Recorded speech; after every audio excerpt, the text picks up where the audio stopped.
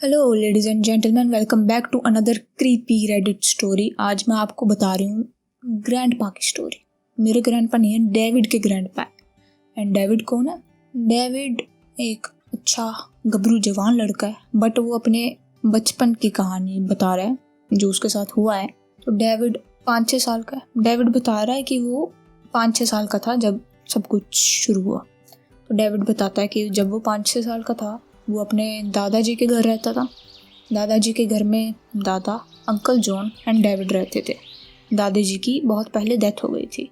तो डेविड अपने uncle John and दादाजी से बहुत अटैच था क्योंकि हर वक्त उन्हीं के साथ रहता था। एंड जहाँ पे ये लोग रहते थे वहाँ ऐसा था कि यहाँ फॉरेस्ट है, बीच में एक रोड है एंड इधर साइड एक पूरी कॉलोनी है। एंड कॉलोनी के ही एक घर में ये लोग रहते थे। एंड दादाजी डेविड को बताया करते थे कि जो सामने फॉरेस्ट है वहाँ पे एक क्रीपी सी औरत रहती है जिसकी नोकनीज है, ऐसी जो नोकनीज होती हैं, आई होप आपको पता हो। एंड गले में वो एक ब्लैक कलर का स्कार्फ लगा के घूमती है और वाइट साड़ी पहन के घूमती है। एंड वो ऐसे हाईलाइट करके बहुत बताते हैं कि ये जो क्रीपी सी लेडी है ये हमेशा मेल्स को अपना शिकार बनाती है। इनको घसीट के फॉरेस्ट में ले जाती है, इनको जलाती है, इनकी जो हड्डियों की राख होती है उससे वो मेकअप करती है। आई डोंट नो ये दादाजी ने डेविड को डराने के लिए स्टोरी बताई थी या सच में ऐसा कुछ था, ये तो हमें आगे ही पता चलेगा। तो डेविड डर जाता है क्योंकि वो 5-6 साल का बच्चा तो ऑफ कोर्स डरेगा। एक बार उसके दिल में डर बैठ गया तो वो चलता रहता है।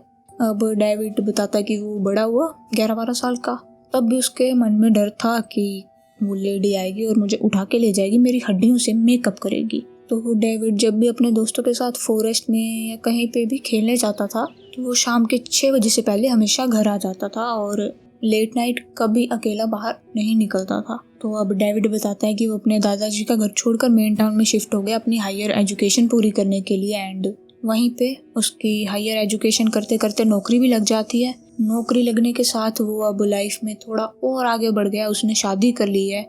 वहीं नौकरी में ही उसको एक फीमेल मिल गई थी, लव ऑफ हिज लाइफ, तो उसने वहीं पे उनके साथ शादी कर ली। एंड उनके 2 प्यारे से बच्चे हैं, एक फीमेल है एक मेल है। एंड ये पूरी फैमिली अब मेन टाउन में रहते हैं। वहाँ फॉरेस्ट की साइड में दादाजी एंड अंकल जॉन रहते हैं। तो डेविड बताता है कि वो फ्रीक्वेंटली दादाजी से मिलने जाता रहता था। एंड सडनली एक बार जब वो दादाजी से मिलने गया था तो सडनली उनको हार्ट अटैक आया एंड उनकी ऑन द स्पॉट डेथ हो गई। डेविड ये सुन के काफ़ी ट्रॉमाटाइज था, तो मतलब काफ़ी सैड था। तो वो ये सुन के ये देख के काफ़ी डर जाता है, घबरा जाता है, सैड हो जाता है, बट वो कुछ कर नहीं पाता। तो उसको मूव ऑन करना ही पड़ता है अपनी ज़िंदगी में।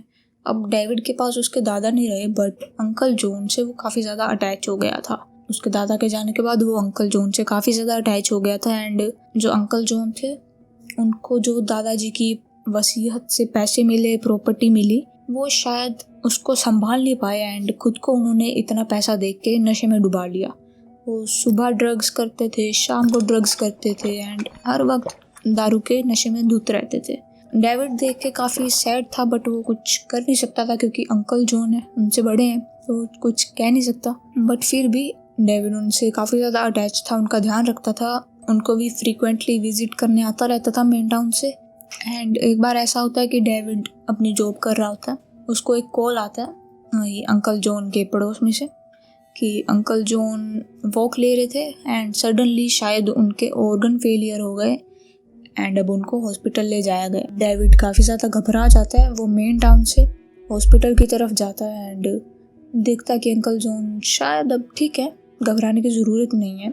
बट डॉक्टर सजेस्ट करते हैं उनको कि शायद उनको पूरी रात रुकना पड़ जाए, हो सकता है शाम को उनकी तबीयत सीरियस हो जाए, इसलिए उनको अंडर ऑब्जर्वेशन रखना पड़ेगा पूरी रात। तो डेविड ठीक है कहता है, ठीक है ओके। अब जो हॉस्पिटल होता है वो अंकल जॉन के घर से 15 मिनट की दूरी पर होता है। तो डेविड डॉक्टर को कहता है कि इनका ध्यान रखो, मैं जल्दी से घर जाके इसेंशियल सामान लेकर आता हूँ, जैसे कि कपड़े अंकल जॉन के, फ्रूट्स, खाना, एटसेट्रा एटसेट्रा। तो डेविड वो सामान लेकर फिर से हॉस्पिटल आता है एंड पूरी रात गुजारने की तैयारी करता है। अब शाम होने लगती है एंड अंकल जॉन की तबीयत बिगड़ने लगती है। तो डॉक्टर उनको कहते हैं कि शायद ये सुबह तक ना बच पाए। अब डेविड काफ़ी ज़्यादा अटैच है उनसे, तो वो घबरा जाता है एंड उसको समझ नहीं आता कि करना क्या है। तो वो अपनी वाइफ को कॉल लगाता है एंड सब कुछ बताता है कि हो सकता है सुबह तक अंकल जॉन ना बचें, तो तुम सुबह आ जाना, अभी तो शाम हो गई है, अभी तुम बच्चों का ध्यान रखो एंड आराम से सो जाना, बट सुबह तक पहुंच जाना, यहाँ पे शायद हालात बिगड़ सकते हैं। तो उसकी वाइफ समझती है एंड वो बताती है कि सुबह तक पहुंच जाएंगे हम।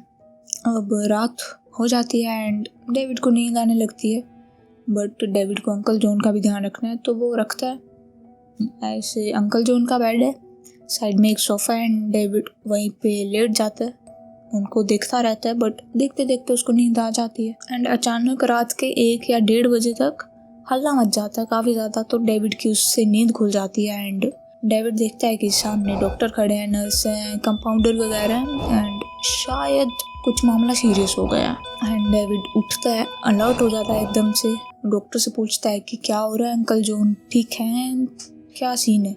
तो वो बताते हैं कि शायद अंकल जॉन की सांसें ख़त्म हो रही हैं, शायद ये ज़्यादा देर नहीं बच पाएंगे। डेविड और डॉक्टर बात कर ही रहे होते हैं कि पीछे से नर्स कहते हैं कि अंकल जॉन की डेथ हो गई है। डेविड ऑफ कोर्स डर जाता है, घबरा जाता है, सैड हो जाता है, रोने लगता है, बट वो कुछ कर नहीं पाता। तो अब डॉक्टर सजेस्ट करते हैं कि आप बॉडी को घर ले जाओ, हम ज़्यादा देर हॉस्पिटल में रख नहीं पाएंगे क्योंकि बाकी शायद पेशेंट्स डर रहे हैं। अब रात के 1:30 या 2 बजे में almost and David uncle John की बॉडी लेकर घर जाता है, वही जो उसके दादा का घर था अब अंकल जॉन का हो गया, तो वहीं उसी घर में लेकर जाता है वो बॉडी को। एंड घर के आसपास जो पड़ोस में रहने वाले हैं या आसपास जितने भी रिलेटिव होते हैं वो भी उस घर में आ जाते हैं एंड जो भी रिचुअल्स वगैरह होते हैं, मुझे ज़्यादा आइडिया नहीं है, वो शायद तब बॉडी को लेकर पूरा करना शुरू कर देते हैं। एंड सब डेविड को सजेस्ट करते हैं कि तुम सो जाओ, तुम काफ़ी थके हुए लग रहे हो, तुम्हारी आंखें भी सूजी हुई हैं, रो रो कर तुम्हारा बुरा हाल है, तो तुम सो जाओ, हम संभाल लेंगे। डेविड पहले तो काफ़ी मना करता है क्योंकि उसके अंकल जॉन की डेथ हुई है जो उसके काफ़ी करीब थे, तो सबके बहुत बोलने के बाद डेविड मान जाता है एंड वो सोने के लिए जाता, बट वो कहता है कि मैं सिर्फ 2-3 घंटे ही सोऊंगा, उससे ज़्यादा मैं नहीं सो सकता क्योंकि मेरे अंकल जॉन मेरे साथ नहीं है। अब वो काफ़ी ट्रॉमेटाइज्ड भी है, बट उसको ये भी पता है कि उसकी हेल्थ इम्पोर्टेंट है, उसकी आंखें एकदम लाल हो रखी हैं रो रो कर, तो सबके कहने पर सोने चला जाता है। एंड उसका जो रूम होता है वो 1st फ्लोर पर होता है। अब मैं तुम्हें उसके रूम का बता देती हूँ। उसके रूम के सेंटर पे एक बेड है, लेफ्ट एंड राइट साइड पे विंडो है जिन पे ब्लैक कलर के कर्टन लगे हुए हैं। लेफ्ट साइड की विंडो से फॉरेस्ट दिखता है एंड राइट साइड की विंडो से कॉलोनी। तो तुम समझ रहे हो कि ऐसा रूम है, यहाँ पे कॉलोनी वाली साइड है, यहाँ पे फॉरेस्ट वाली साइड है। अब डेविड जैसे ही अपने बेड पर लेटता है, वो इतना थका हारा होता है, इतनी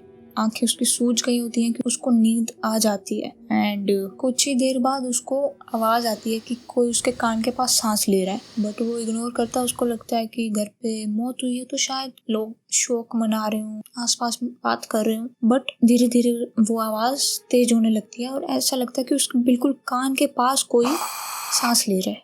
अब डेविड की आँख खुल जाती है और आँख खुलते ही उसको अब सांस लेने की आवाज़ तो नहीं आ रही एंड वो देखता भी है कि आसपास कोई नहीं होता, बट वो नोटिस करता है कि राइट साइड वाली विंडो पे, कॉलोनी की साइड जो विंडो है, उससे एक आवाज़ आ रही है, कोई घिस घिस कर अपने ऐसे पाँव घिस घिस कर उसकी विंडो की तरफ आ रहा है।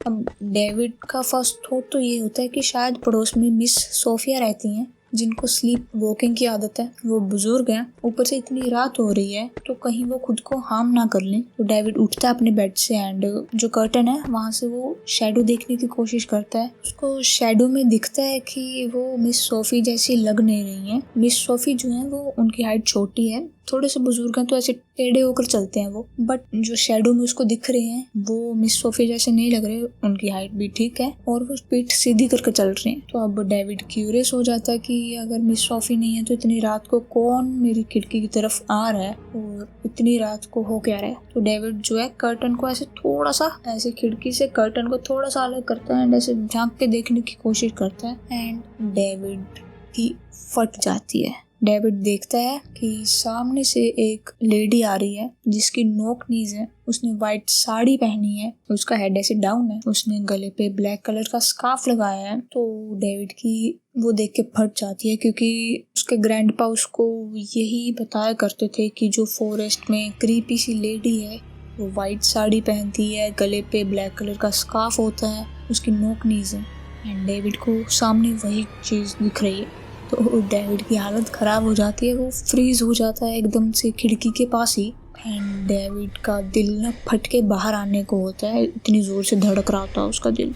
और जैसे ही वो लेडी डेविड की खिड़की के करीब आ रही है, उसका हेड ऊपर ऊपर ऊपर होता जा रहा है एंड एक क्रीपी सी स्माइल उसके फेस पर आ रही है, ऐसे डेविड को देख के हंस रही है, जैसे डेविड ही उसका अगला शिकार है एंड वो खुश हो रही है। अब वो लेडी डेविड की खिड़की के एकदम करीब आ गई है एंड डेविड फ्रीज, उसको कुछ समझ नहीं आ रहा करूँ तो करूँ क्या।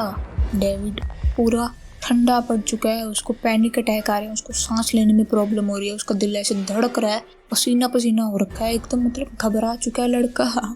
डेविड इतना घबरा जाता है कि उससे सांस नहीं ले जाती और वो वहीं ऐसे झाँकता झाँकता बेहोश हो जाता है खिड़की के एकदम पास। अब डेविड की आंख सुबह उसके बेड पर खुलती है, वो नोटिस करता है उसके चेस्ट पे बहुत ज़्यादा हैवी पेन हो रहा है, उसका जो गले का अंदर का टिश्यू होता है वो शायद फट चुका है एंड उसकी आंखें बहुत ज़्यादा सूजी हुई हैं। पर डेविड को कुछ याद नहीं है कि रात को कुछ हुआ है या नहीं हुआ है, वो बेहोश पड़ा था। एंड डेविड को इतना याद है कि वो खिड़की के पास बेहोश हुआ था, बट उसकी आंख सुबह बेड पर खुली है। एंड डेविड धीरे धीरे याद करने की कोशिश करता है एंड उसको याद आता है कि रात को उसने एक क्रीपी वही औरत देखी थी जो उसके दादाजी बताया करते थे कि फॉरेस्ट में रहती है एंड मेल्स का शिकार करती है। तो डेविड पहले तो सोचता है कि शायद जो हुआ रात को वो मेरा नाइटमेयर होगा, क्योंकि मैं बेहोश खिड़की के पास हुआ बट मैं उठा अपने बेड पर हूँ, तो हो सकता है जो रात को हुआ वो मेरे बचपन का डर हो जो अभी बाहर सामने आया एंड मेरा नाइटमेयर बन के आया है। अब डेविड इसको एक नाइटमेयर समझकर इग्नोर कर देता है एंड अपने बेड से उठता है। वो देखता है कि बाहर सूरज आ गया है, रोशनी आ गई है, बट उसके जो ब्लैक कर्टन्स हैं दोनों खिड़कियों पर वो रोशनी को अलाउ नहीं कर रहे। तो वो उठता है, पहले अपना लेफ्ट साइड वाला जो विंडो है वहाँ से कर्टन हटाता है, वहाँ से रोशनी थोड़ा सा रूम में आती है। एंड अब वो राइट साइड जाता है, ब्लैक कर्टन को हटाता है, वहाँ से सनलाइट अंदर आती है। काफ़ी खुश वाला दिन था, हालांकि खुश नहीं था, उसके अंकल जॉन की डेथ हुई थी, बट काफ़ी एक प्यारी सी मॉर्निंग थी जहाँ पे बर्ड्स चर्प कर रहे थे, बाहर बटरफ्लाइज उड़ रही थी, सनलाइट इतनी प्यारी सी आ रही थी। बट डेविड नोटिस करता है उसकी जो विंडो के एकदम फ्रंट पे बड़ा सा पेड़ है जिसकी टहनियाँ सूखी हुई हैं, उस पर पत्ते नहीं हैं। तो डेविड नोटिस करता है वहाँ पे एक स्कार्फ लटक रहा है जो शायद उसने रात को उस क्रीपी औरत के गले पर देखा है। डेविड काफ़ी घबरा जाता है, डर जाता है, उसकी धड़कनें फिर से तेज हो जाती हैं, उसको फिर से पैनिक अटैक आ जाता है एंड वो डर जाता है, जल्दी से कर्टन बंद करता है एंड नीचे भाग। बस इतनी कहानी बताई है डेविड ने। एंड अब तुम बताओ कि क्या ये एक नाइटमेयर था या वो लेडी सच में डेविड के पास आई थी उसका शिकार करने।